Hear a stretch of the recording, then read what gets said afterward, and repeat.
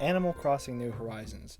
If you're anything like me, this game has been a staple of your Switch library for the 2020/2021 COVID experience. I feel like this was the perfect game for COVID.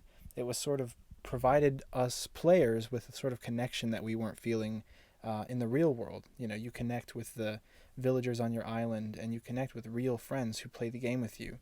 So, this review of the game is going to discuss the basic gameplay loop and what I think about Animal Crossing and why I think I've been more disappointed than happy with it lately, and how Nintendo has handled rolling out the various updates now that we've seen all four seasons. So, let's talk about that gameplay loop. For the first 25 to 50 hours, if you're anything like me in this game, you were hooked. I was waking up at 5 a.m. every day to try and check out my island because that's when the new day cycles. I was going back to sleep, hitting that alarm for 8 a.m. so I could wake up and get into Nook's Cranny and buy all the stuff that I needed. There's something so addicting, particularly about filling up the museum for me. Just finding all the plants and animals and insects around the island, the different types of flowers, the different types of fish, all the types of fruit, and bringing them back to your island and sort of having a big collection of them. I mean, that was what took up maybe 300 hours of my gameplay session alone. In addition to the gameplay loop of hunting and fishing, another really important part of this game for me was just the social connections that it made. As I sort of started building up my island and I got more and more proud of what I was building, I would invite my friends over and we would all take a look at what we had been building, and we would exchange gifts and I would fly to their island. That is one of my initial critiques of the game, by the way. The online system in Animal Crossing is not as bad as Super Mario Maker 2, but that's not exactly a high bar. It's sort of clunky, and every time somebody comes over to your island, it can sometimes like reset. I had a story in the summer where a bunch of really cool fish had just came out, and a bunch of my friends and I were hunting for them, and I caught a marlin. I caught a swordfish out in the sea, and I shit you not, like seconds after I caught it, somebody flew on the island or left the island or something, and it reset. I don't know. We looked it up and we're trying to figure out what exactly happened, but it removed the marlin and a couple of like bass fish that I had caught from my inventory, so I lost that forever. That segues me into my next critique about the gameplay, the fish variety. So, if you play Animal Crossing New Horizons, you know that one of the best parts of the game is the design. Nintendo did a beautiful job making colors pop, making everything look so lived in and real, and making all the characters so lovable. And the museum is my favorite part because of that. All the fish are so well designed, and they're so beautiful to look at. And so I don't want to let that get lost when I say what I'm about to say. But I think it's also pretty clear that I've caught too many goddamn bass in the fucking ocean. The 10th time you get a sea bass or the black bass in a river, it's like, oh, you know, I can live with this. And then you're catching your 10,000th sea bass, and it's like, these are not worth any money, and they are not interesting, and they're sort of big, the sea bass is, and so you think like, oh, I know this is sea bass, but maybe I got something cool. And so that is my critique, is that there's not enough fish diversity in the sea, where you too often get the same two or three fish because they don't want to, have you have too many bells, I guess. But if they just reduce the bell, how much you can sell a fish for in Nook's Cranny, and made it so that other fish were more common, and maybe they put in a couple new fish here and there, I really feel like I would enjoy the game a little bit more. I also think that, now that all four seasons are over, and sort of the initial excitement of exploring each new season and picking out the new fish that are, and insects, but mostly fishes was what I like. But picking out those new fish, that's over now. You'll never experience winter again for the first time. And so I like the Mario update that they just came out with. I've liked most of the holidays. Turkey Day was my personal favorite. But I really think that if Animal Crossing really wants to grab my attention again, like it did in the early months of 2020 when we were all in COVID and that's all I was thinking about, I really do feel like that they're going to have to put in some new fish and insects.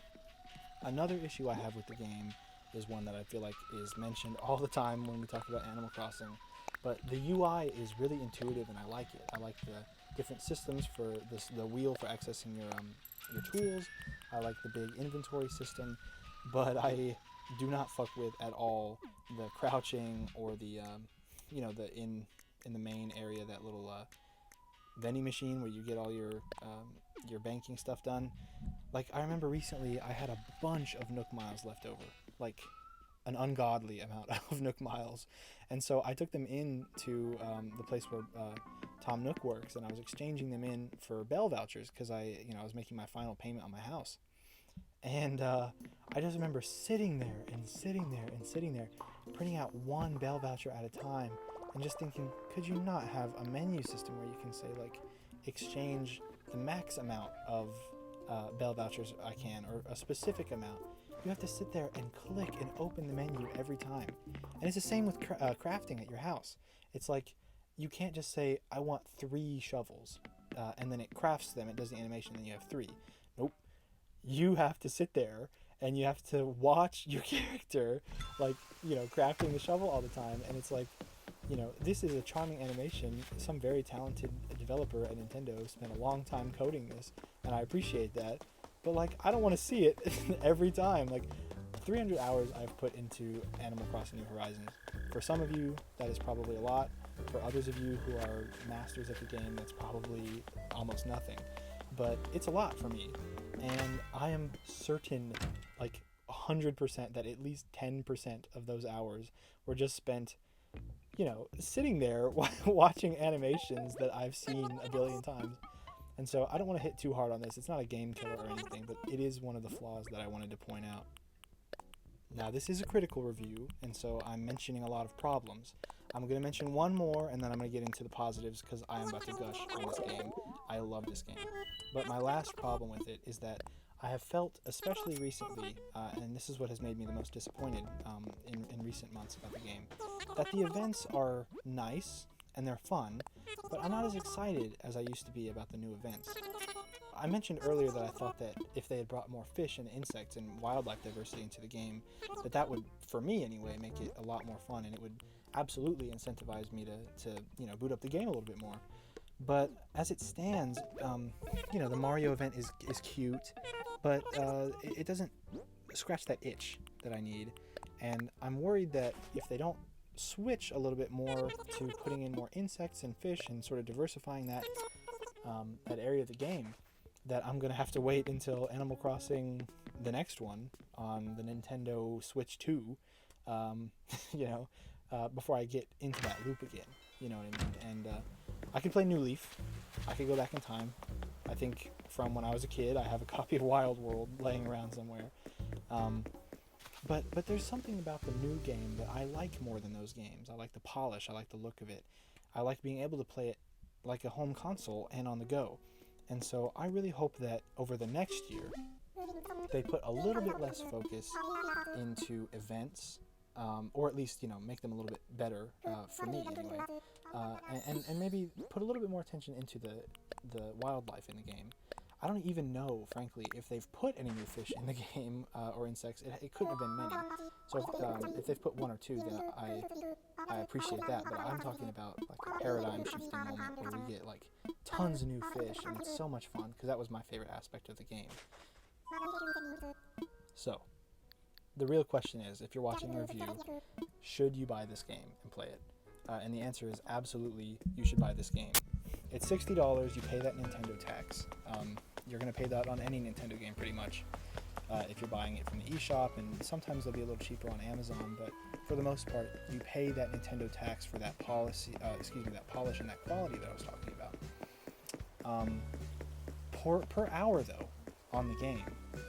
If you are hooked like me and the gameplay that you've seen has looked appealing, and what I've been talking about has appealed to you, you're only spending cents per hour. You're not, investing a whole lot. If you think about it, if you go to a movie and you pay $20 for it and it's 2 hours, you've paid $10 an hour. But if you pay $60 for Animal Crossing and you play, 100, 200, 300 hours, it quickly becomes one of those things where it's like a no-brainer. You must get this game. You owe it to yourself, if you have not played the game yet, and you have enjoyed the footage you've seen, and you've enjoyed the message that I've brought about the game, to go get it if you haven't already. And if you're watching this video and you have had the game, you know exactly what the hell I'm talking about. It is a masterpiece.